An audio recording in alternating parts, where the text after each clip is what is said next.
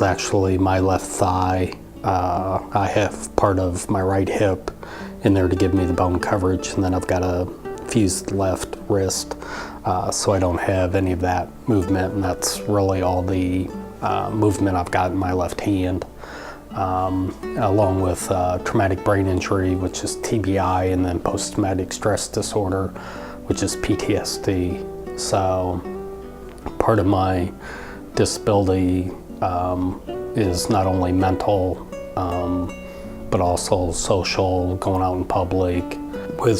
With me and PTSD, I live with somebody trying to kill me every day of my life. And, you know, part of that is you never knew who was friend or foe over there. So anywhere I go, I don't sit with my back to the door. I always look for exits, entry points. I always look for things that I can use as weapons. Thunderstorms, fireworks. It's always with ear protections. It's always crank something up. Crowds, people coming up behind me. A lot of anxiety, a lot of panic attacks. Meeting Festus, it's hard to describe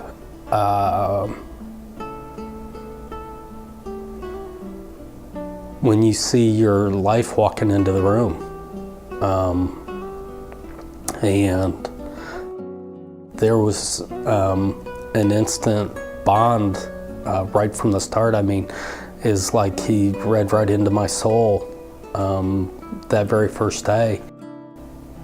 To know that I was going to be able to get on the floor and be able to play with, you know, my son. To know that I could go into a store and not worry about falling because I had somebody there. To know that I was going to be able to go out with my family now and have, you know, 5 to 7% more interaction with my family, because he's going to take away that scanning of the crowds and looking for threats and everything else. And it's not that he's aggressive, but knowing that, you know, I can have that much more time with my family. It was just earth-shattering for me.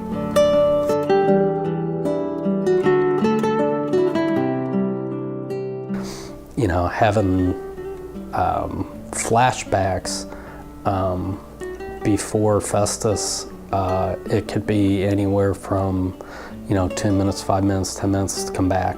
And for me, I need the touch of, it's just Indiana, it's just, you know, a garbage truck, it's just thunder, it's just this.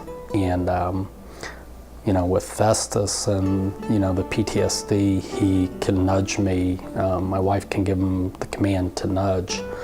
You know, I've got a command called Tailman where he'll wrap himself behind me wherever we're in a store. But he's already learned to put himself between me and somebody else automatically.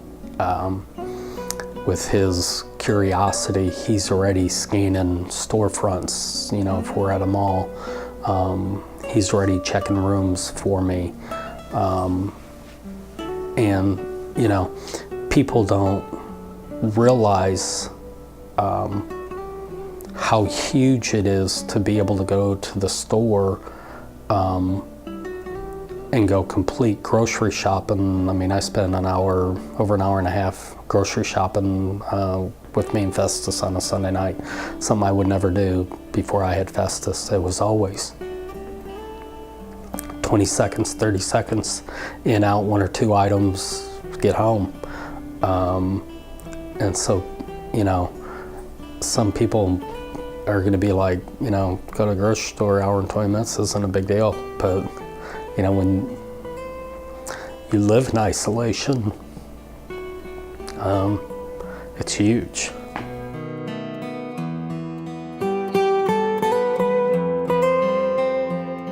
With my wife, there's a lot of stress that's taken off her shoulders. There's a lot of anxiety taken off her shoulders because she's at work during the day, and it's just me and the, little Eli. So he's not only given me, my life back, he's given my wife's life back. The impact on, Eli, to be able to get down on the floor and play with him now, to be able to get down and simply put his shoes on. You can't put a price tag on that. You can't put it into words how huge that is. To be able to have him hold on to my left hand now, and one, for me to know that I can take care of him with a broke left hand, to know that there's safety and security still in that left hand while I've got Festus on my right side. He's got his daddy back. Because up until I got Festus, I wouldn't let him on my left side. I wouldn't let him hold my left hand.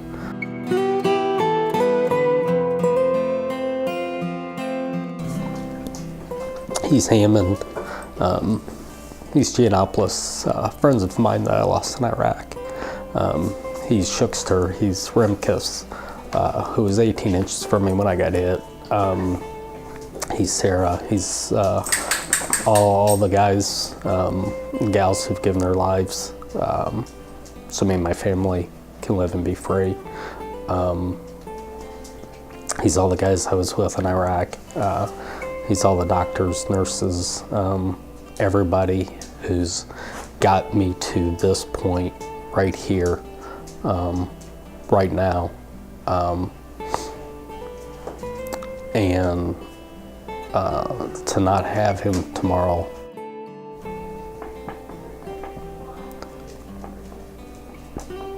it would be earth-shattering. With the inmate handlers, and I've told each and every one of them, you can let your past define who you are, and if you had something negative in your past, it's really easy to hang on to that negativity and to be bitter at the world. And the inmate handlers have not let and have not chosen to let their past define who they are. And to me, if you want a true example of love, if you want a true example of selflessness, you look at these handlers, because they are saying, hey, I am going to give you your life back, even though I could be bitter at the system, I could be bitter at whatever else, but I'm choosing to live life and I'm choosing to give back. With Krista and Shauna, who trained Festus, Krista even went to the point of getting a Thunderstorm CD to say, hey, when you hear this, this is what's going to happen. And, it's, how can you say that's not love? And that's what all the handlers have done. They've given everybody who's getting a dog, who's gotten a dog, they've given their lives back to them. Krista, ICAN, and Dr. Irvin, everybody involved, they've given me the gift of life. And